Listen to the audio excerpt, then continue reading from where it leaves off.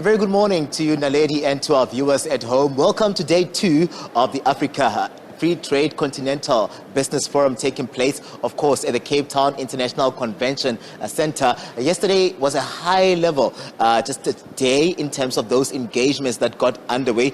We saw a Minister of Trade, Industry and Competition, Minister Ibrahim Patel, come to the podium just basically to welcome everyone into South Africa. Here, Naledi, we're talking about 54 nations that form part of the Africa Free Continental Trade Agreement that was signed for about 3 years ago. So here we're talking about implementation this time around in creating one economy and one market for Africa. Just looking at tapping into the private sector's role here. We're talking about industrialization. We're talking also about agro-processing. We're talking about various sectors into the automotive space as well that will come through in the 3 days to try and reflect as well in terms of where we are as Africa. When we look at it, Naledi, we often hear that Africa is rich with minerals, but those minerals that don't tend to work for the economies on the African continent. So this agreement that was signed for about 3 years ago tends to actually speak to that, about creating one economy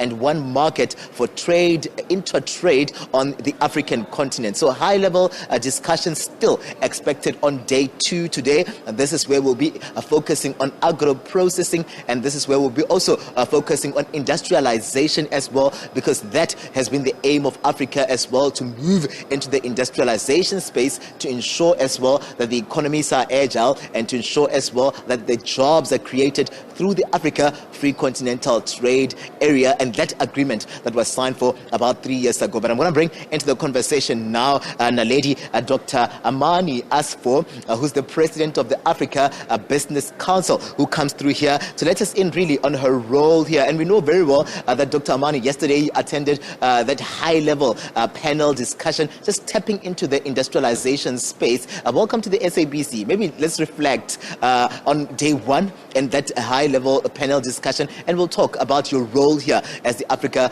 Business Council. So thank you very much. First, let me thank the government and the people of South Africa for such a hospitality and hosting the ACFTA Business Forum. I flew specially from Cairo to Cape for our economic integration of Africa. So actually the ACFTA is our flagship program across the continent. And what does it mean, ACFTA, for us as people of Africa? And that includes everybody, from the big corporates to the SMEs, to the women, to the youth, even to the cross-border women traders. How about a one single market of 1.3 billion people? So a whole issue of the Africa Business Council is the voice of the African private sector across the continent.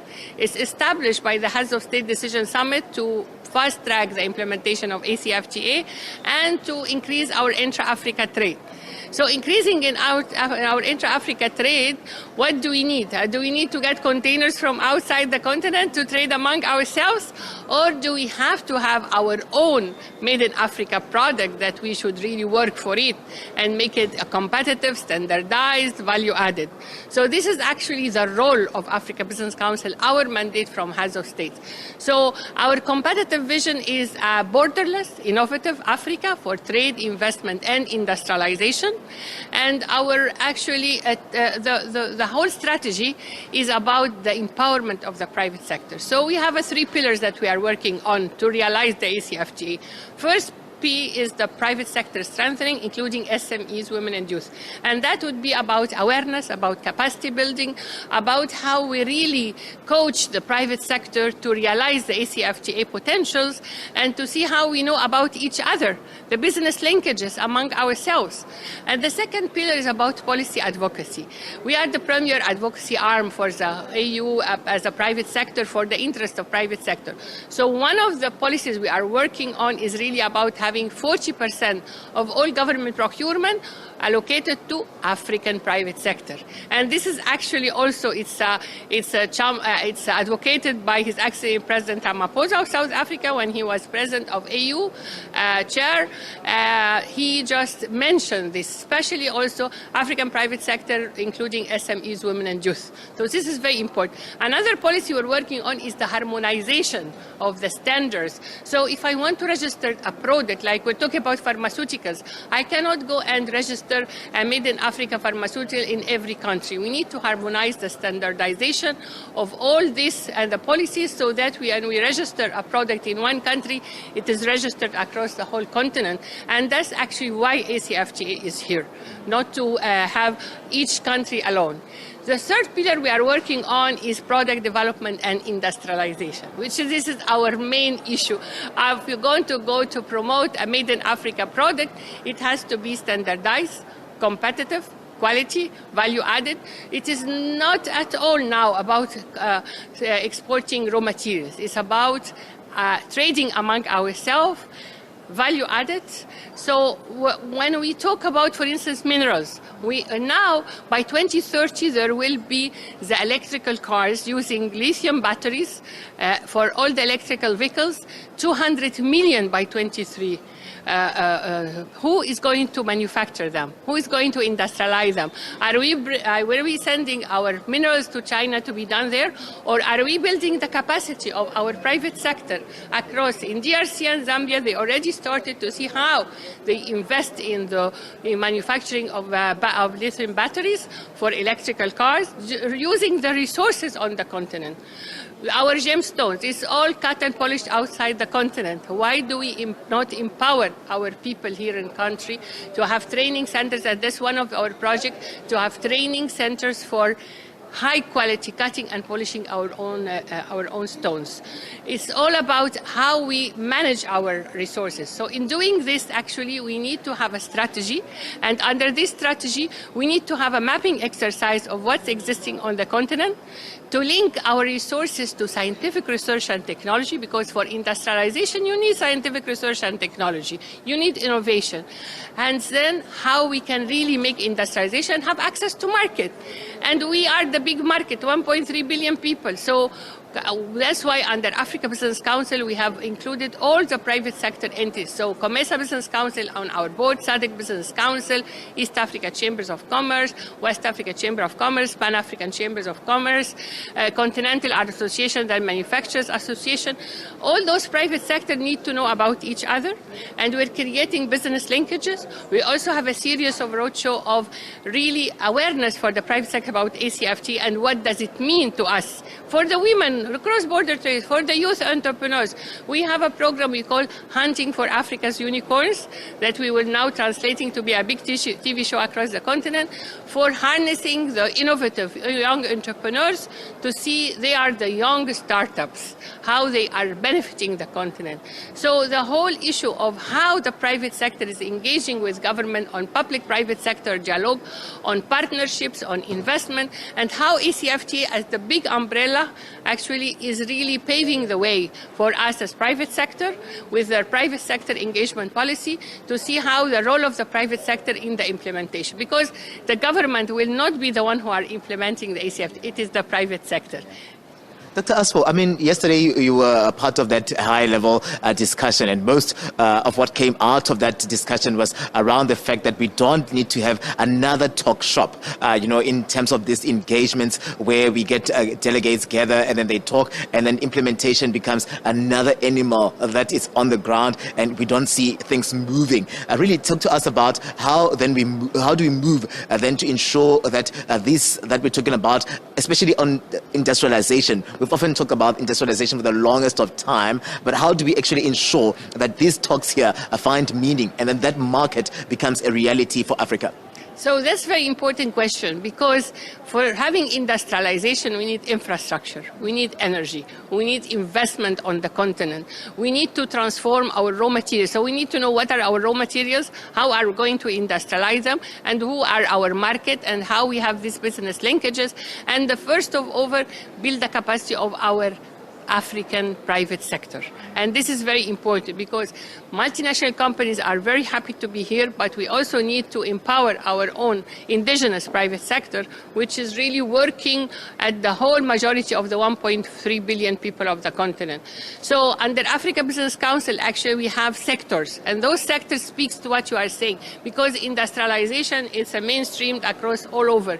So we have cluster for trade, for industry, for investment, because this is how we really investment. We have for agriculture, agribusiness, because we want to have agro-park and agribusiness and agro-processing, not only sending, like, for instance, cashew nuts, it goes to Vietnam to be roasted there and then come back to us.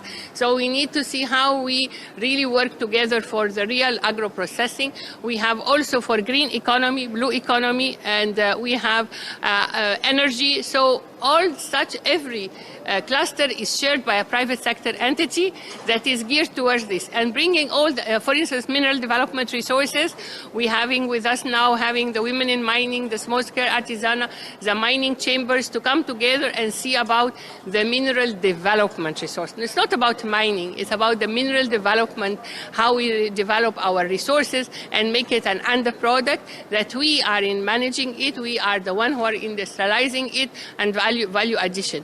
It is not a one-man show, as I always say. It's a collective efforts of all of us as private sector, as government and policymakers, ICFTA Secretariat, African Union, regional and international organization, multi-stakeholders. We all have to have a one plan. Everyone knows their jobs and really how to make it from zero level to the high level. But the most important really is to see our integration.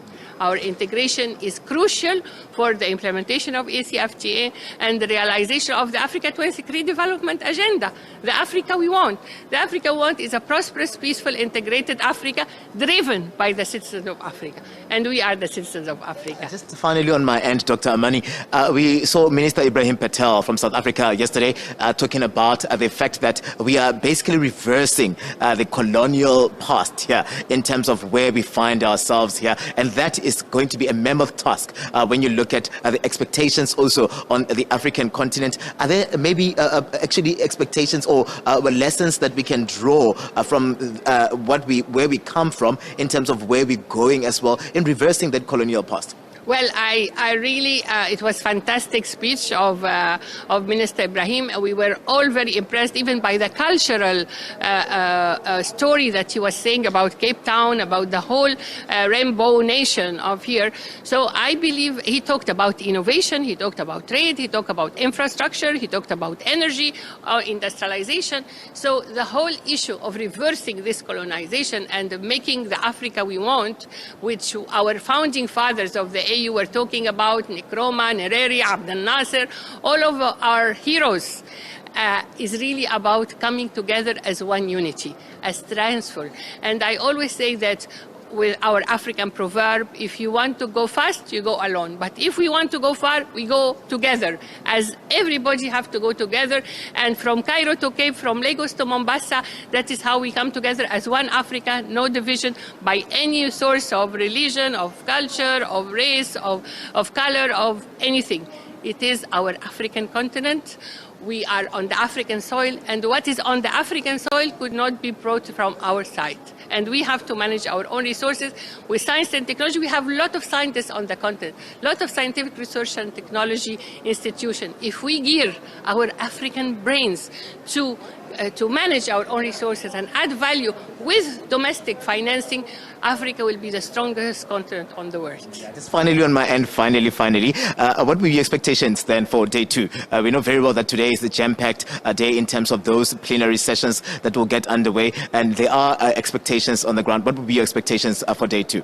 Well, for day two today, there are parallel sessions actually with gears different sectors like pharmaceuticals, automotive industry, agriculture, agribusiness, transport, logistics. Those are sectors that has been chosen to be priority areas.